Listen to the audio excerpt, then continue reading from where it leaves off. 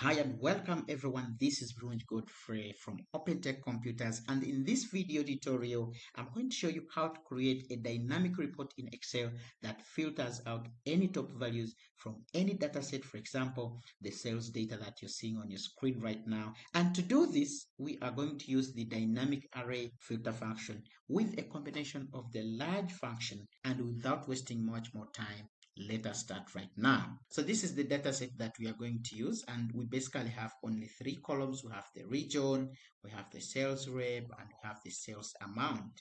So what we want to do is to actually filter out sales rep based on any value that will be given over here. We can say either top 5 or we can say top 3, and Excel will be able to pull up that list and show it up over here. So to do that, you will come over to this cell and start typing your formula. You say equals filter, open the parentheses, and then the array is of course our table that contains our sales information, comma, and what we want to be included is the sales amount. But because we want this formula to return the top value as it will be specified in this cell, for example, top 3, top 5, or top anything, so we shall open the large function, and before we do that, we say anything that is greater or equals, then we open the large function. The array this time will be our sales amount, comma, and the K will be our cell E5. Let's close brackets, hit enter key on the keyboard. So you can see that it's giving us only 2 records because that's what we have specified over here.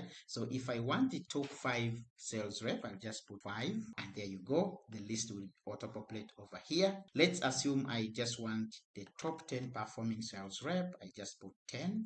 So that's how simple you can write a filter function that really pulls out records for your top values. So this is not the only option that we could use. There is also use of the pivot tables, and if you'd like to know how to do that, please watch my next video showing on your screen right now on how to achieve this in a simple way using the pivot tables.